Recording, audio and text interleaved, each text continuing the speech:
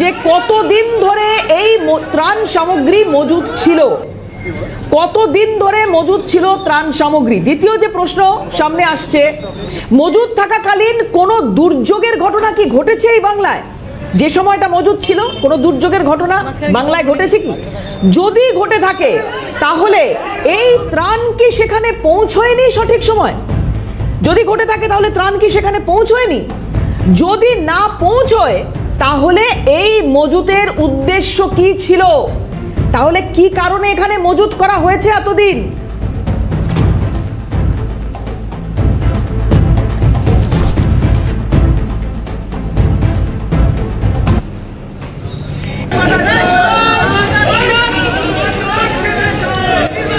যদি না পৌঁছয় তাহলে এই মজুতের উদ্দেশ্য কি ছিল সেই প্রশ্ন তুললাম। খোলা বাজারে এই ত্রাণ সামগ্রী তাহলে কি কোনো কালো বাজারই চলতো? এই ত্রাণ সামগ্রী মজুতের পেছনে কি তাহলে এটাই উদ্দেশ্য? আর সেই টাকা কি শুভেন্দু অধিকারীর কথায় কালীঘাটের টালির চালায় যেত? এই প্রশ্নের মুখোমুখি আজ দাঁড়াতেই হবে এদের, যারা আজ পালিয়ে যাচ্ছে, যাদের আজ খোঁজ পাওয়া যাচ্ছে না। আজকে এদের প্রত্যেককে মুখোমুখি দাঁড়াতে হবে, মুখোমুখি দাঁড়াতে হবে ওই প্রাক্তন সরকারটার, মুখোমুখি দাঁড়াতে হবে এই প্রশ্নগুলোর এই তৃণমূল কংগ্রেস দলটার, তার শীর্ষ নেতৃত্বে। কি চুরি করেনি তৃণমূল কংগ্রেস? একদম শুরুতে যে কথা বলার চেষ্টা করছিলাম যে আমফানের সময় আমরা দেখেছিলাম একাধিক অভিযোগ ত্রাণ নিয়ে, ত্রিপল নিয়ে চুরি, মারাত্মক চুরির অভিযোগ সেই সময় উঠেছে তৃণমূল কংগ্রেসের বিরুদ্ধে। কিন্তু তারপর কি হলো? ধামাচাপা পড়ে গেল, কারণ সরকারে তো তৃণমূল, তারা তো সততার জন্য বিধায়কদের বহিষ্কার করে। তারা কখনো এই ধরনের ঘটনার তদন্ত সেটা কি সামনে আনবে? খুব স্বাভাবিক নয় কি?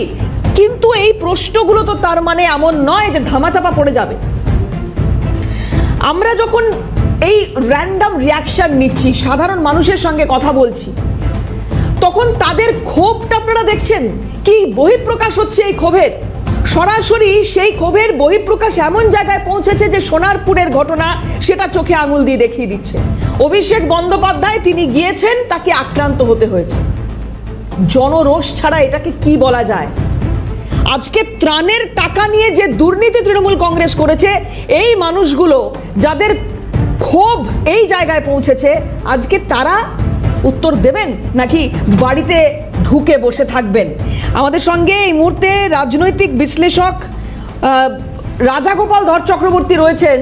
রাজাগোপাল বাবু, আমফানের সময় থেকে এই ত্রাণ দুর্নীতি নিয়ে আমরা কথা বলছি, আওয়াজ তুলছি, না সেদিন কোনো উত্তর ছিল তৃণমূলের, আজকে তো এরা পালিয়ে বাঁচছেন।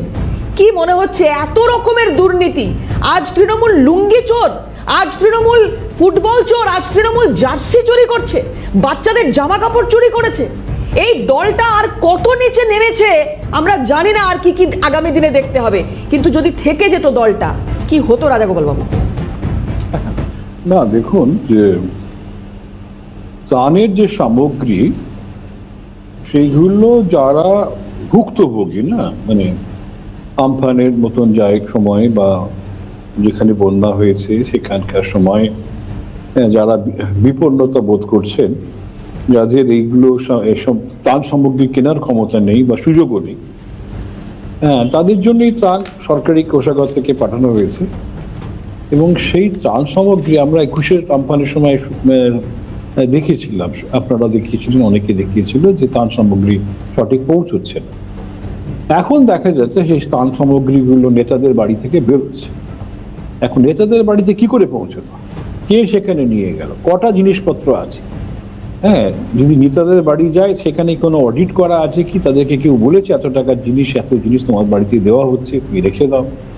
সেইগুলো যদি না থাকে তাহলে স্বাভাবিকভাবেই বুঝতে হবে এগুলো একটা চুরি করা মানে জিনিস, এগুলো সরকারি সম্পত্তি থেকে এরা কেউ চুরি করেছে, যেগুলো তাদের জায়গায় যাওয়া উচিত ছিল, সাধারণ মানুষের কাছে পৌঁছানো দরকার ছিল, সেগুলো তারা না করে নিজেদের কাছে গচ্ছিত রেখেছেন। হয়তো কালোবাজারে, যেটা আপনারা বললেন, কালোবাজারে বিক্রি করার একটা কোনো ধরনের ধান্দা তাদের হয়তো ছিল।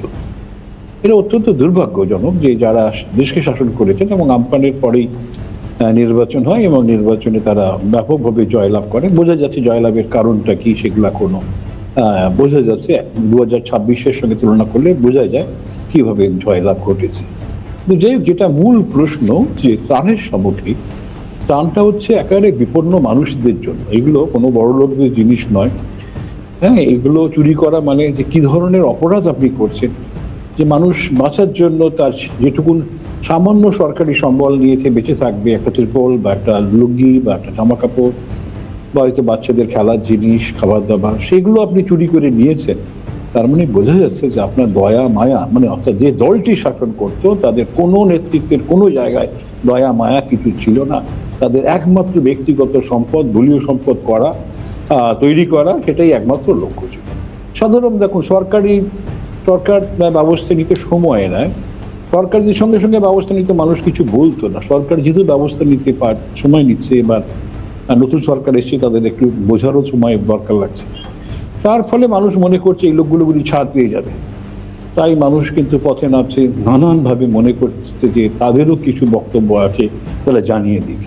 এই যে ত্রাণের সামগ্রী তারা যে চুরি করেছে, তার নেতারা বলুক কি করে তারা এটা কোত্থেকে সংগ্রহ করেছে। সরকারি থেকে, তার দপ্তর থেকে বলা হোক কি করে নেতার বাড়ি গেল। কোথাও একটা আঁতাত রয়ে গেছে তার দপ্তরের কর্মী, নেতা, অফিসারদের সঙ্গে তৃণমূল নেতাদের। সেই আঁতাতটা ধরা কিন্তু খুব, পুলিশ হয়তো ছিল বা অন্য কেউ ছিল, এটা কিন্তু ধরা খুবই জরুরি, যাতে করে ভবিষ্যতে এরকম কোনো আঁতাত যাতে তৈরি না হয়। হ্যাঁ, এইটা কিন্তু আমি মনে করি যে অত্যন্ত গুরুত্বপূর্ণ। যারা সরকারে এসেছেন তারা নিশ্চয়ই এটাকে একটা গভীরভাবে তদন্ত করবেন, জানাবেন কারা চুরি করেছে, এবং তারপরে যদি কেউ বলে চোর চোর, তাকে শুনতেই হবে না। সেটা তো তার এইটুকু সামান্য চোর চোর স্লোগানটা তো তাকে শুনতেই হবে। সাধারণ মানুষ বুঝিয়ে দিচ্ছে আমাদের বিশেষ কিছু ক্ষমতা নেই, কিন্তু আমরা আমাদের সম্বোধনে জানিয়ে দিচ্ছি তুমি